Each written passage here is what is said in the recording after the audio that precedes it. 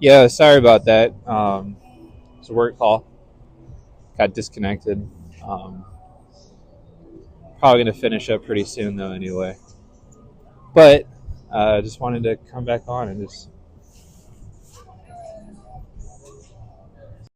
change the Ferrari paint. Yeah. But yeah, the burger was delicious. Appreciate you all watching the stream. And yeah, sorry I got interrupted. What I was talking about? I was talking about CGI and motion capture. But yeah, I think CGI it has its place, but I think it risks if you're doing too much CGI in a movie, you're competing with video games, and video games are video games, and you can interact with them, you can play them, you can control them. And a movie you watch, so I don't think it doesn't have the same like oomph when you're just watching CGI as opposed to interacting with it like in a video game. So I think movies should focus mainly on practical effects and real stuff, and then using CGI for impossible things as like a you know as a tool to make it better. Charlie's green screen scoop for Always Sunny in Philadelphia won best stunts in me. That's funny. That's hilarious. I need to look up that stunt. That sounds funny.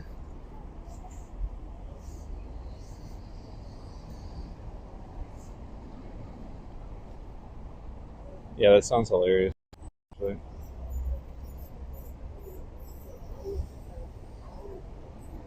We're here at the intersection Hollywood Highland.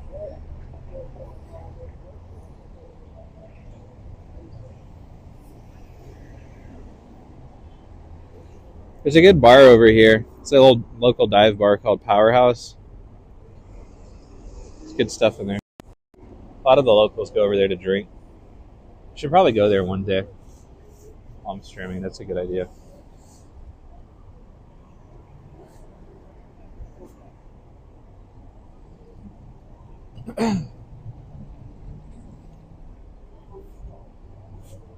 Happy the sun's starting to come up. But it's also setting. The sun's going down, so but the rain let up. Still wet, but the rain is gone.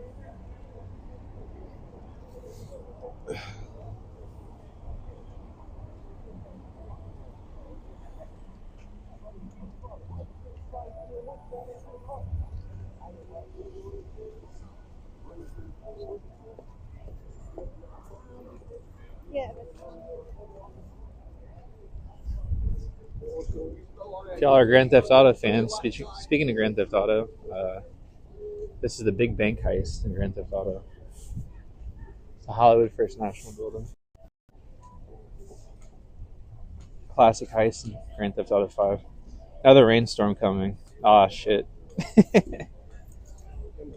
Can't get a break from the rain. It's good, though. It's better than to have rain than no rain.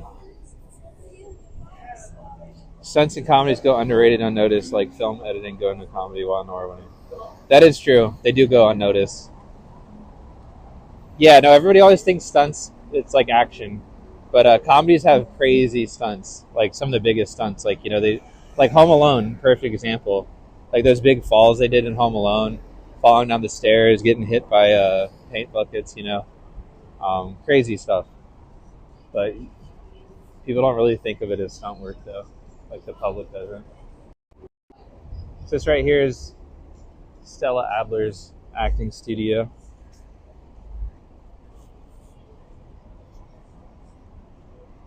I remember last year when Mark Ruffalo was nominated, it said, congrats, Mark, because Ruffalo is a student of Stella Adler. And his star is actually over here. Right here, next to hers. So there's Mark Ruffalo. There's Stella Adler. So if y'all don't know, I'm sure EDM knows, Stella Adler's a famous acting coach. A lot of people went to her, including Mark Ruffalo. But yeah, she's like one of the most influential American acting coaches, Stella Adler, along with this man over here, Lee Strasberg. He's an actor, but a very influential acting coach as well. So these are the two big ones: Lee Strasberg, Stella Adler. Those are the two biggest, most influential acting coaches in America. They really developed American acting and like film acting. Like before they came around, acting was very rooted in theater, like really big and kind of stylistic, like theater acting.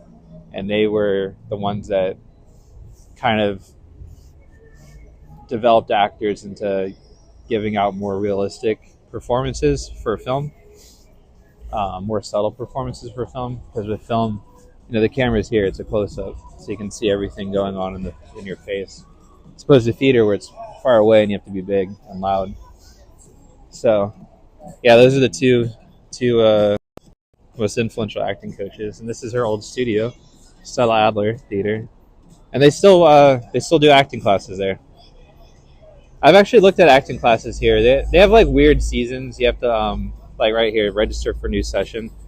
You have to like commit to a whole like few months. I'm okay, thank you. But I'm gonna look up some reviews on it, like on Reddit. I'm sure they're good. Stella Adler's been passed away for a long time, so sometimes these famous acting schools are not as good as they were when they were alive. But I'll read some reviews. Maybe they are good. And it's right down the street from me, so it'd be very, very convenient to go to acting class there. But it'd be nice to get into an acting class. That'd be fun.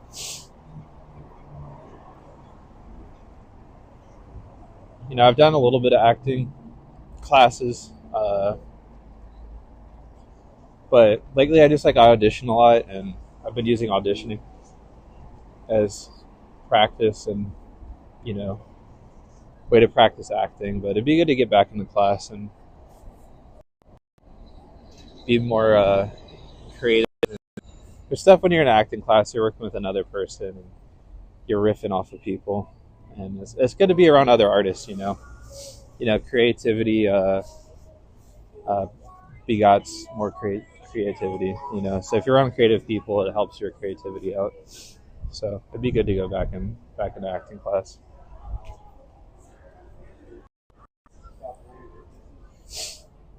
Stella, on my way to the gym to get some steps in. Don't walk around during the rain. LA cement sidewalks are slippery as fuck.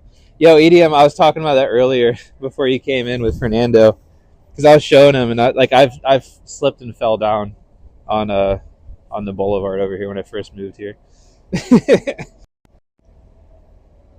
Stella Adler, 100%. Strasberg legend, Godfather Part 2. Yep, Pacino owes him. Brando owes Adler, 100%. Yeah, Pacino. Yeah, Strasberg developed Pacino, and Adler developed Brando. I know he's so good in Godfather too. As what's his name? What's his character's name in Godfather 2? Hyman Roth. Hyman Roth. I remember he's like, my sixth sense tells me you brought something with you. I think it's the money. Where is it? Something like that. And they're in Havana. Michael, we're bigger than U.S. Steel. I love Godfather. Hey, Raven, I'm good. How are you doing? Thanks for watching. Appreciate you. Thanks for watching the stream, Raven. Thought about taking the acting class to inform my writing. Did one act play competitions.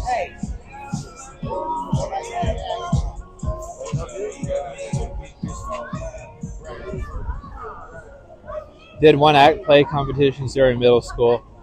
got supporting actor citation in district competition, 8th grade. You're ready for your role. Oh, nice. That's dope. That's really cool, UDM. Yeah, no, acting class, like, um, I think it can absolutely help your writing out.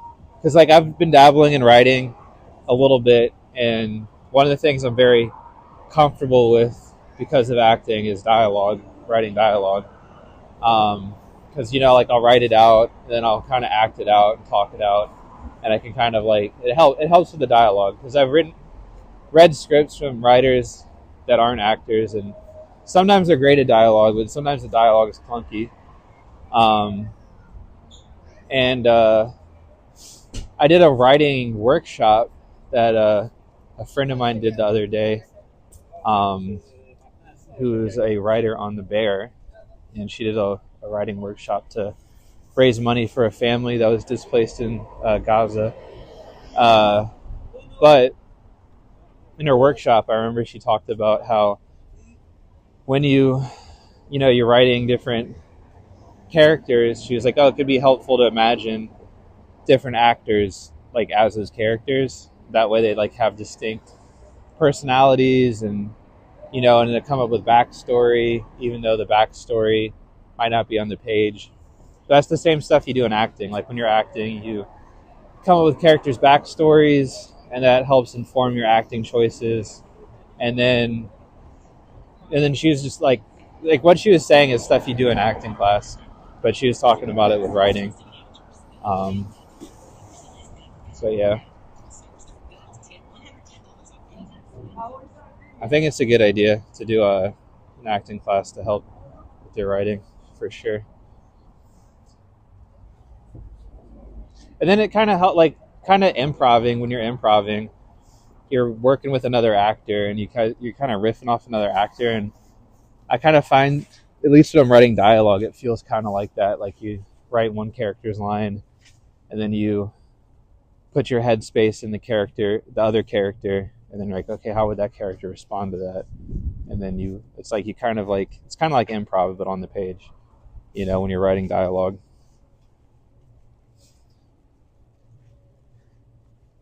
How John Cazale is afraid of doing Oscar nom is crazy. I'm not dumb.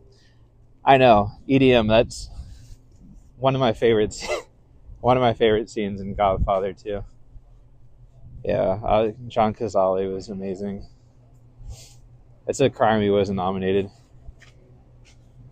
I'm smart. I'm not dumb like everybody says. I'm smart and I want respect. Send Fredo off to do this. Send Fredo off to do that. Send Fredo to some Mickey Mouse nightclub. I'm your older brother, Mikey, and I was stepped over. It's not how I wanted it. It's a good scene.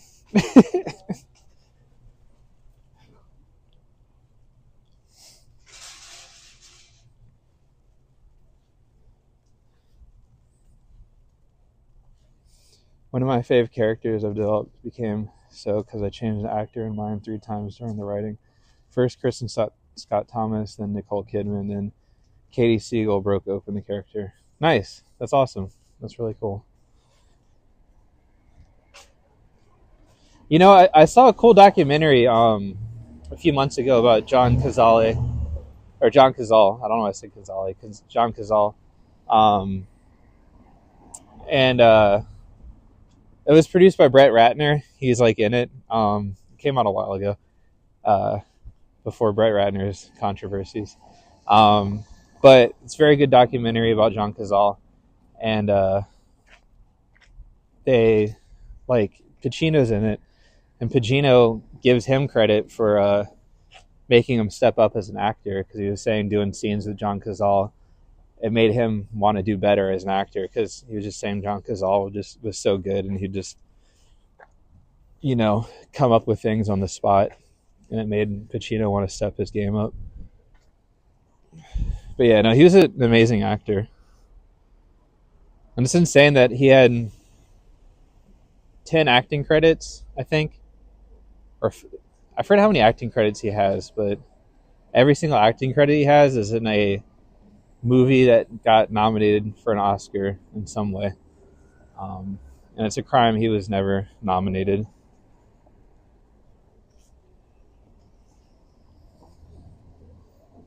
Have you seen Cobble's The Conversation? Cazale, so great. Seeing His Range as Fredo came out the same year as Godfather. Coppola won Cannes, but yeah, I need to see The Conversation. I've seen bits of it, watching like film theory stuff, but I need to actually watch the whole movie. It looks really good.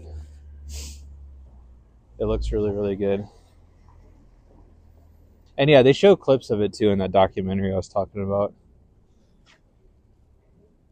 They show clips of that and like Dog Day Afternoon, which I haven't seen Dog Day Afternoon. It looks really good.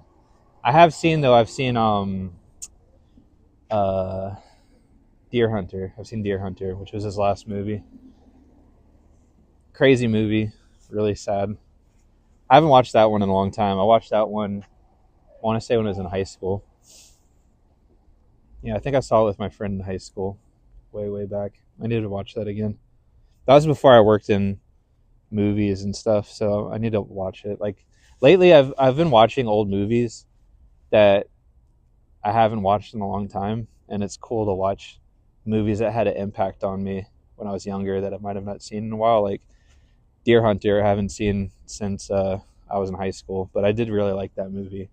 But it'd be cool to see it with like a new perspective of like, learning about acting and movie making.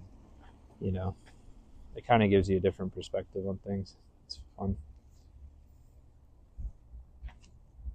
The Conformist got me into cinematography. Oh, that's dope. That's awesome. Yeah, I don't know what movie got me into cinematography. Because I remember when I was watching movies when I was younger,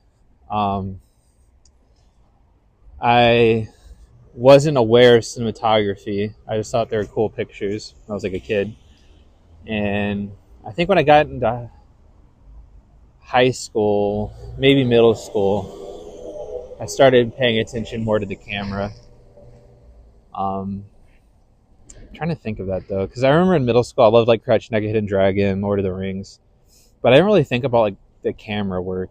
I don't know if I remember right, but in high school I started paying attention more to the camera, and I was learning about art. I was studying art and painting and stuff, and so I started to like kind of see the beauty in film pictures and started to think more about cinematography.